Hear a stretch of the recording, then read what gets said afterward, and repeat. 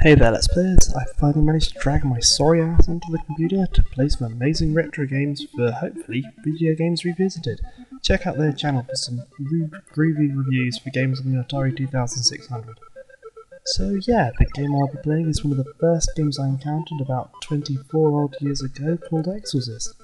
Now you guide a little yellow character called Sparky through a maze of catacombs infested by the most angry or depressing looking ghosts you're likely to encounter. Well, on Commodore Plus 4 anyway. As you probably noticed from the title screen back there, it was released in 1984 by Mr. Micro and programmed by Greg Duddle, who also made a couple of other games for the Plus 4, including Harbour Attack, and dabbled with some MSX programming. But enough about that, back to the game.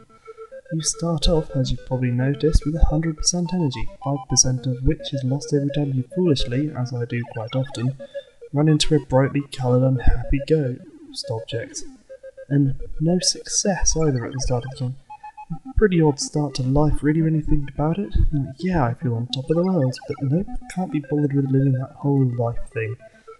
Anyway, in the centre of the screen there are two safe zones, the top marked out for ghosts only, and the bottom marked out for Sparky only. Each level consists of the game's only power-up. Badass lightning bolts used to kill the undead. You get one for each ghost available on the screen, and they can be used in one of two ways. Simply collecting them tends to repel the ghosts away from you, allowing you to light up more of each level slightly easily. From there, you can either hold on to the bolt until it disappears, or fire it into an unsuspecting ghost, rendering it deadly slow. Still deadly, mind, or should that be undeadly? I'm not sure. There are a variety of level designs, some easier than others. I've always found the Cyan Skulls level the most annoying, closely followed by the Dark Blue level. The ghost always seems to get me in there, as I'm sure you'll see in a bit. The remaining two are fairly simple, providing you can learn the kind of crazy movement patterns of the ghosts. If Mr. Namco is watching, he's probably thinking, this all looks slightly familiar, and he'd be right. It does smack somewhat of an obscure rendition of the arcade classic Pac-Man, but I can assure you it's certainly different enough to be its own game. As you progress through the game, you'll notice the minimap in the bottom right contains little dots. The flashing one is your location. The other 8 contain levels which have got pieces of the Catacombs map. You need all 8 of these to escape the Catacombs successfully. Whilst 4 different levels may not sound like much, the threat levels offered by having between 2 and 4 ghosts in each room, all of them chasing you down, does add variety, as does, to an extent, starting from different points on each level. North, south, east or west does tend to change your approach to that little screen in there. For me, the music has the same repetitive but yet addictive qualities of Bubble Bobble. It does go a little crazy for a moment towards the end of this Let's Play, which freaks me out, but for some reason seems to make sense to me, probably because I've got hardly any health then.